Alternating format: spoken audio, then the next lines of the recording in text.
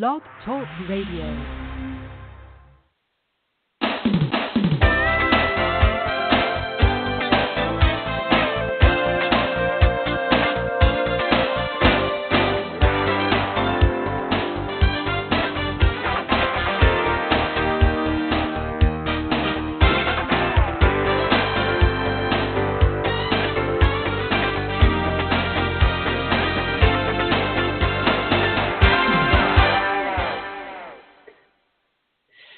Good morning. This is your host, debateAct, bringing you Live Without Limits on the Blog Talk Radio Network. Today's show is titled, What a Good Leader Does to Ensure Growth and Opportunity.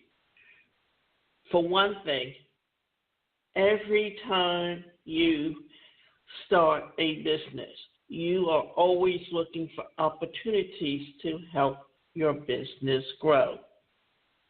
Incompetent leadership is the biggest problem in most business today. Little surprise then that good leadership is the key to turning those problems into success. Before we dig into the virtues of good leadership, however, let's compare the two sides side by side in contrast to make sure that we understand exactly what we're talking about. Here's the traits of a bad leader. They ignore problems. They avoid difficult decisions. They discourage debate. They act cagey and secretive, almost about company decisions. Use passive-aggressive behavior and cling to power and authority. Who does that describe that we all know and love and dear? Of course, our President, Trump. Good leaders address problems head on, communicate effectively, encourage team conversations, are open, vulnerable, and authentic, commit to straightforward relationships with clear expectations, delegate as needed for the good of the company and the team. Now, when you think of a good leader, you think of someone that's taking a business from scratch to the next level. Even though we may not realize it to a degree, Steve Jobs was a good leader. The problem is he just didn't know how to take it from a startup and getting it started and built up to the next level. He had to bring in good leaders to do that. Then he was ousted by his own company. But as the company started to stagnate, what happened? They had to bring him back. Why? Because Steve Jobs was the innovator. He was the one that proved that people will buy a cell phone, which is a mini computer, and carry it in their pocket and pay to use it. In sum, good leaders lead by example, providing an environment where team members can flourish and grow. They were efficient, purposeful, powerful, and professional. As author Andrew Grove spells out concisely in his book, High Output Management, much of that work is done through meetings. A big part of the manager's work is supply information and know-how to impact a sense of the preferred method of landing things to the groups under his or her control and influence. A manager also makes and helps to make decisions. Both kinds of basic managerial tasks can only occur during face-to-face encounters and therefore only during meetings. Thus, I assert that a meeting is nothing less than the medium through which managerial work is performed. That means we should not be fighting the existence of meetings, but rather using the time spent in them as efficiently as possible. How many times have you seen people? And it really depends on your personality and your behavioral style and how you communicate with people. Why? Because certain types of people with certain personalities, can either try and control everything and control the outcome, while others really take an attitude of let's work together for the better of the company, and let's do things in a way that we can literally help a company grow and take it to the next level. Your job as a leader is to delegate, motivate, sell, recruit, and hire. And yes, that's done largely through well-structured meetings. We'll get to that in a second, but it's more generally focused on two things: inward-facing and outward-facing responsibilities.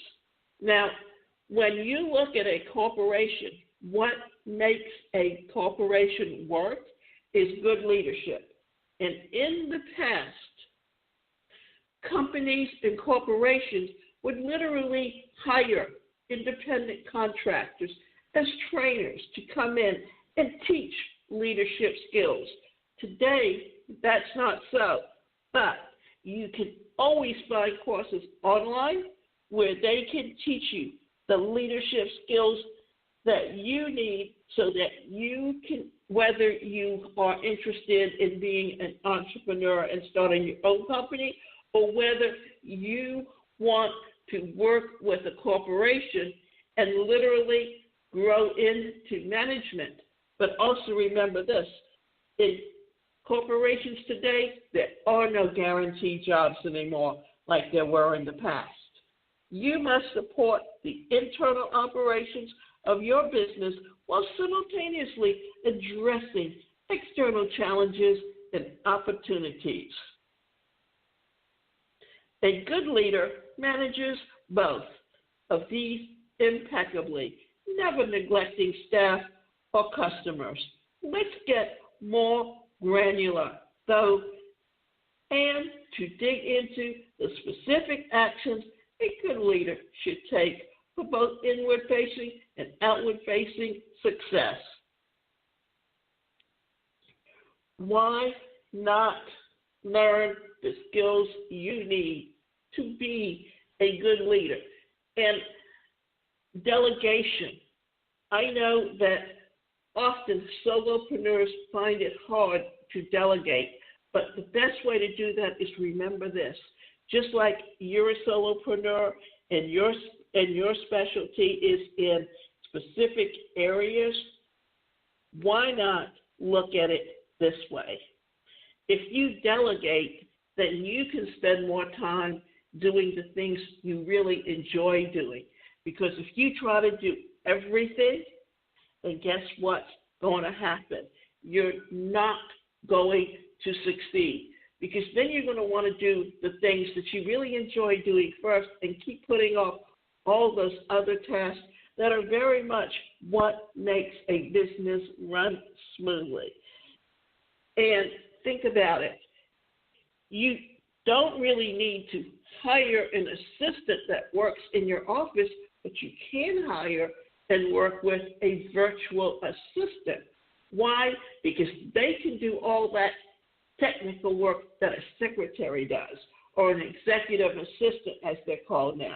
So always remember, look to delegate. You can either go on Fiverr or you can go on Elance, but you can always find people who like doing the things that you really don't enjoy doing.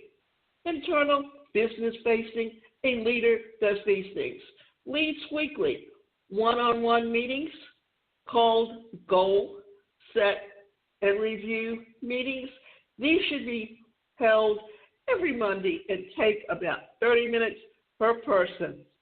This is what you're doing. How many times have you watched meetings or shows where you would see, if they were in a corporation, on Monday, what would they do? They would have all the managers get together, and they would talk about what their specific goals were for that week, what kind of article they were working on, what it would encounter, and various tasks like that. That's what keeps us knowing what it is that our goal is for each week and gives us an idea or a structure to work with. Runs a weekly alignment meeting every Monday. The structures of both this meeting and the goal set and review meeting mentioned above are outlined in the course Management Rhythms Blueprint course. What we truly want to see happening is this. Let's take your business and go from where you are today and go to where you want to be in the future. And if that's to grow your business into, excuse me. For instance, if you have a brick and mortar store and you have one location and you want to add locations, how are you going to do that? Are you going to do that for a franchise, or are you just going to do that at satellite stores? You need to plan that out, and you need to decide how you're going to get from where you are to where you want to be, and what you're going to do along the way to make sure that everything that you do is growth-oriented. Support every team member every day, helping them remove obstacles and improve skills. At the heart of this is your commitment to providing them with an environment in which they can flourish, rewarding them for being proactive and coaching them for high performance. How many times have you thought about where in a company they have project managers, and project managers manage other people? The project manager is someone who can see the overall plan of where you are and where you want to be, and then what he does is he delegates out by knowing each member of his team and what their strengths are and what their weaknesses are, so he can delegate them to do the things that they enjoy doing, and also working with them to show them how they can do things efficiently with the best of their ability. Establishes, grows, and supports company culture.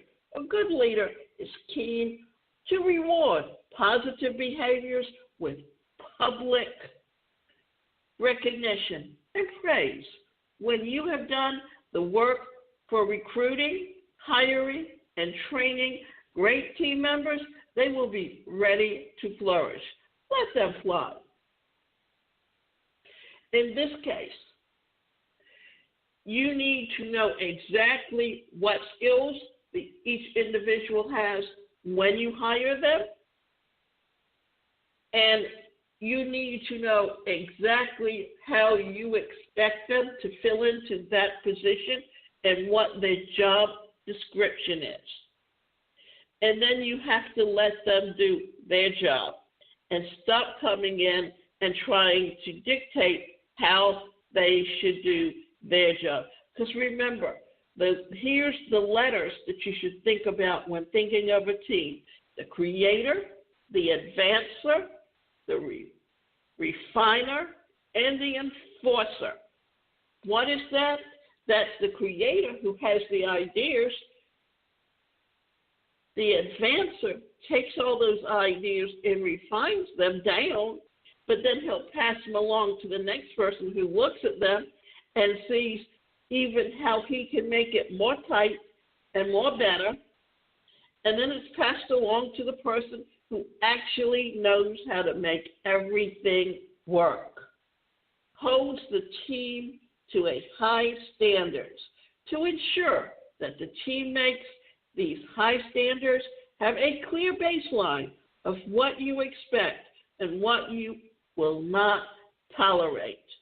How many times have you seen workers on street corners that are supposed to be paving the street, and about halfway through, and yes, they guarantee so many breaks along the way, but how many times have they taken breaks and made those breaks 2 times or 3 times longer than they needed to be, and didn't get the work done that they should have gotten done that day?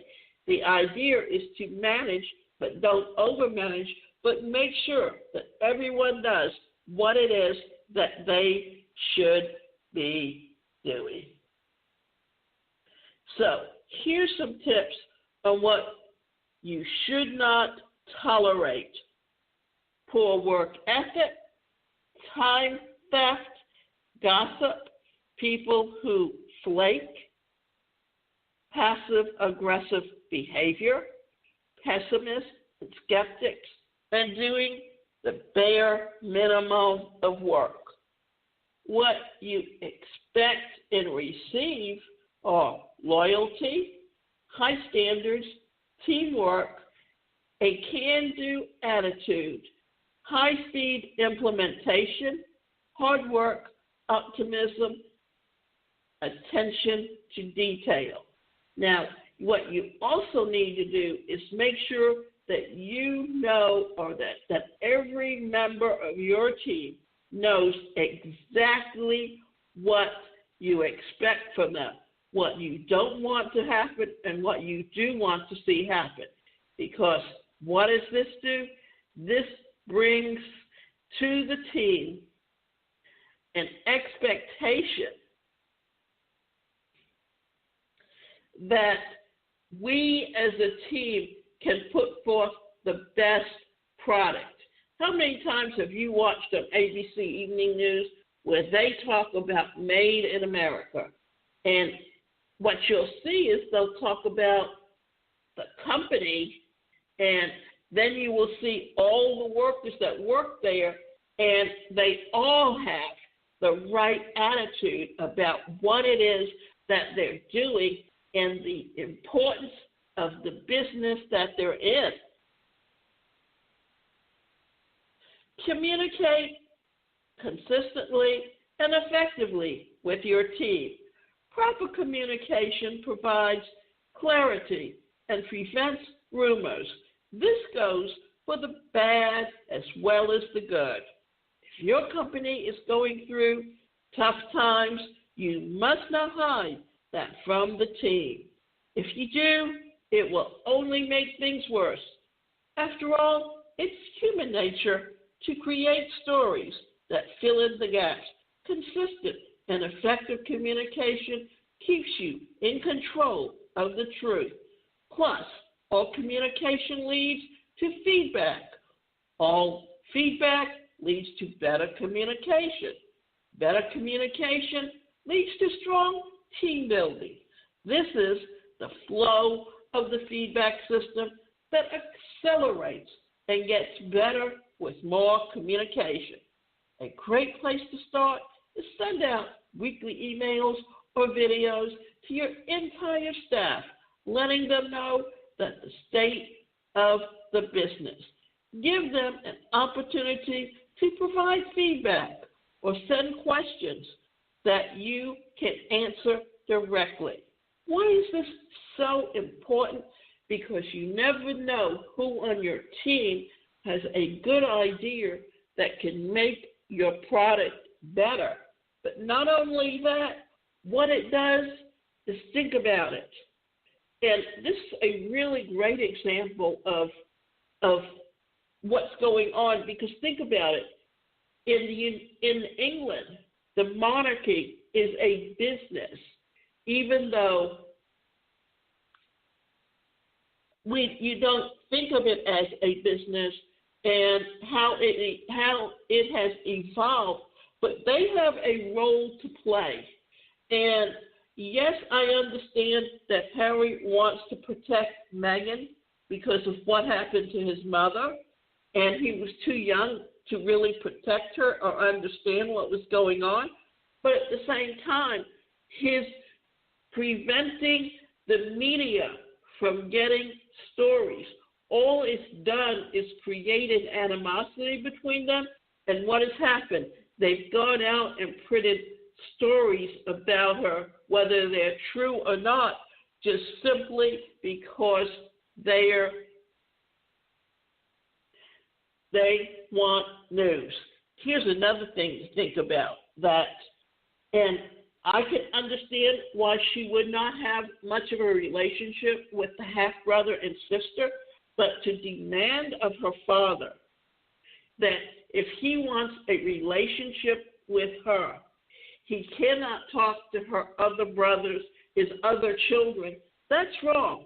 And now she's about to have a baby. Wait till she finds out what happens if she gets so demanding of a child that they turn around and alienate themselves from her. And remember something, Harry's not in line to be king.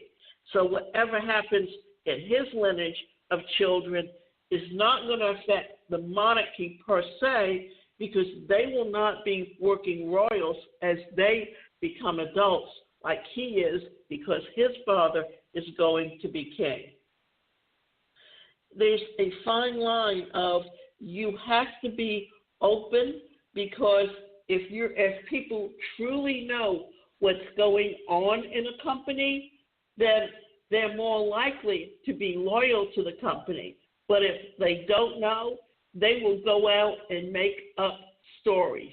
Because remember what happened last year when Trump revamped the tax code. All of a sudden, the very beginning of this year, companies gave a package of increases to the employees because it was like they were trying to boost up what Trump was doing was right, whether he was or not. So remember, it's a matter of you want to be up and above board. Why? Because you want your employees to support you even down the road as changes occur within your company to keep in tune with technology. Now that you've mastered inward-facing responsibilities, let's see how good leadership tackles external-facing ones. Externally is customer, talent, and competitor-facing. A leader does these things to create a company vision, openly and regularly strategizes about new opportunities and how the entire team can take advantage of them.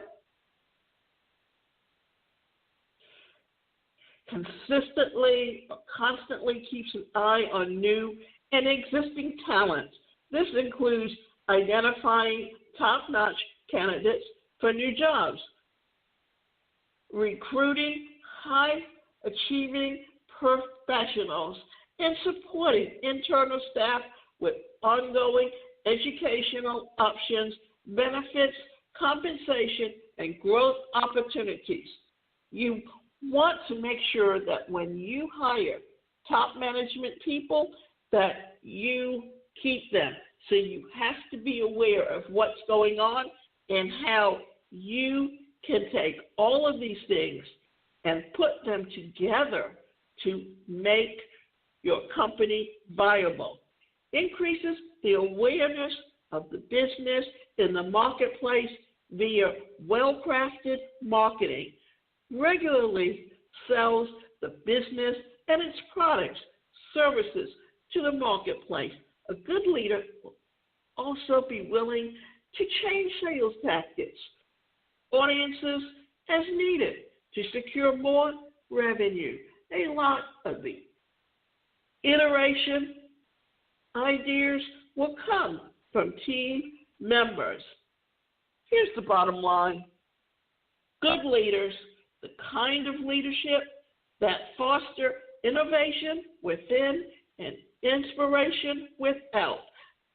Only build 7 or 8-figure businesses when they're balancing inward and outward-facing responsibilities. As an entrepreneur, I know how hard it is to step away from a lot of these things. I know I still need to, but delegation is critical for success. A good leader, even one who is amazingly talented, can't do everything. Instead, the leader coaches others to succeed. Let the ego go. You're not the superstar player anymore. Don't become enamored of the celebrity CEO, the bigwig mogul, the industry magnate. Those guys struggle. They constantly lose talent and alienate customers.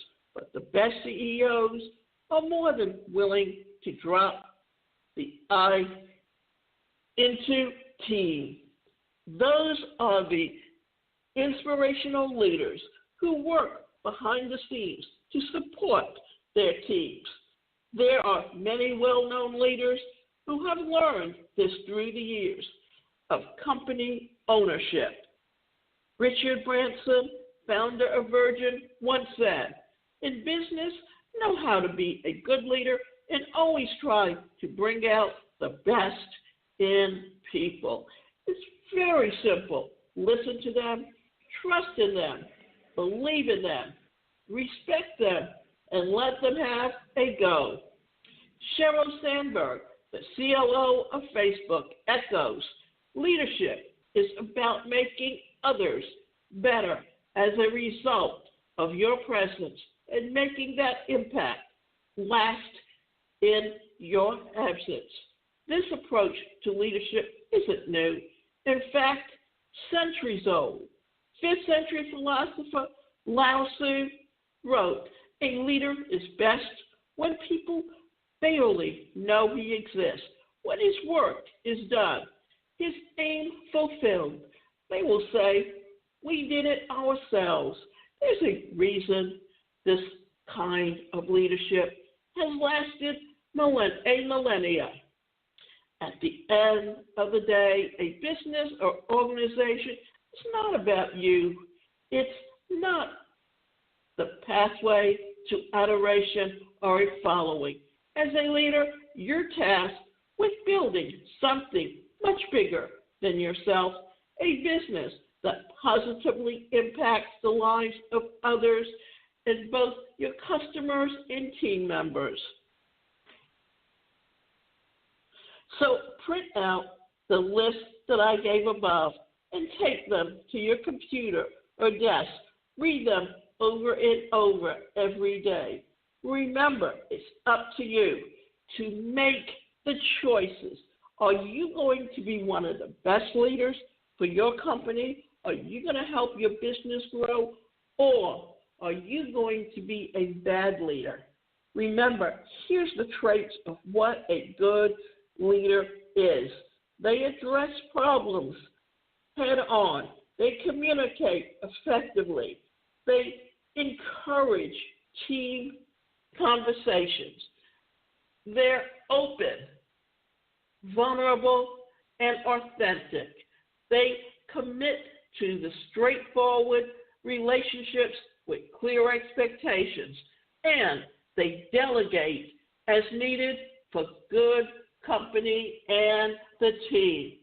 And remember, you can go to my website, and that website is the #1 personalcareercoach.com, and you can sign up for both individual and group coaching, and we can work with you on developing some of the best leadership skills that you need to build your company.